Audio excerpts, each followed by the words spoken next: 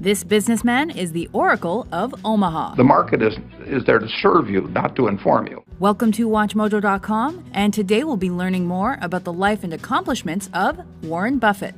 Warren Edward Buffett was born August 30th, 1930 in Omaha, Nebraska. As a child, Buffett discovered his math skills and interest in money matters. He made his first investment at 11 and, due to his paper route, filed his first tax return in 1944. In 1950, Buffett earned a degree from the University of Nebraska-Lincoln after also studying at the University of Pennsylvania's Wharton Business School. By working full-time through school, he amassed almost $10,000 in savings. After his rejection by Harvard Business School due to his young age, Buffett chose Columbia for his graduate studies, where he learned fundamental investment rules under famed economists Benjamin Graham and David Dodd. He then worked at his father's Omaha brokerage firm and in 1952 started a family with his new wife, Susan Thompson. Buffett finally went to work for Ben Graham's New York partnership in 1954 and developed a different ideology than his mentor. Graham only considered numbers when investing, while Buffett also studied how companies were run. Graham's partnership closed in 1956, so Buffett started his own back in Omaha. There, he met Charlie Munger in 1959, and the two began a valuable business association that lasted decades. By 1962, the Oracle of Omaha was a millionaire. That year, he also merged his several successful partnerships into one called Buffett Partnership Limited and began buying stocks in a small textile manufacturing firm called Berkshire Hathaway. Buffett continued making bold moves through the 60s. He bought cheap American Express stocks after a fraud scandal, invested in Disney, and became the largest shareholder at Berkshire Hathaway. In 1965, he took control of Berkshire and with it bought National Indemnity Insurance in 1967. The insurance sector proved far more successful than textile operations, which eventually shut down in 1985.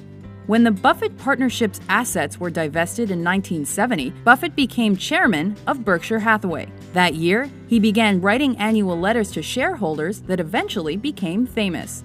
Buffett and Berkshire entered the media business by acquiring stock in the Washington Post Company in 1973 and the American Broadcasting Company in 1979. By 1985, Buffett helped engineer and finance a merger between ABC and Capital Cities in exchange for a 25% share in the new company. By then, Buffett was on the Forbes 400 as one of the world's richest people.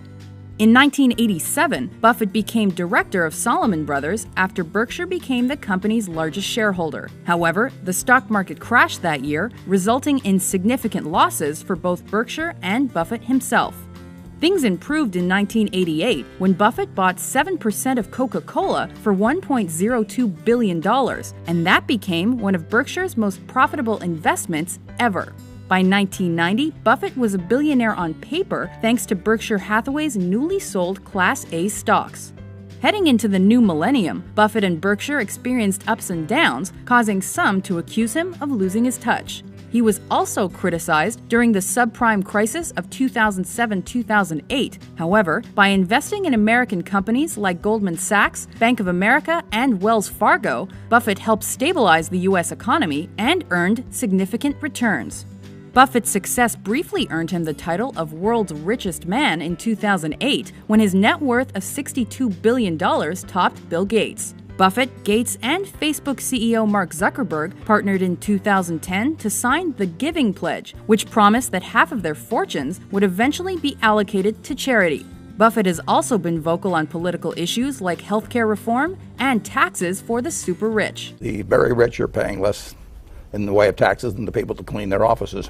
Berkshire emerged strong after the economic meltdown, and in 2011, Buffett bought $11 billion worth of IBM shares, despite his long-standing position not to invest in technology. The next year, Buffett was diagnosed with prostate cancer, and talk turned to his eventual replacement as head of Berkshire Hathaway. He was named one of Time magazine's most influential people, was awarded the Presidential Medal of Freedom, and became one of the most successful investors of all time. But it's Warren Buffett's frugal personal philosophy and unparalleled track record that have made him an inspiration for generations. For more great biographies, be sure to subscribe to WatchMojo.com.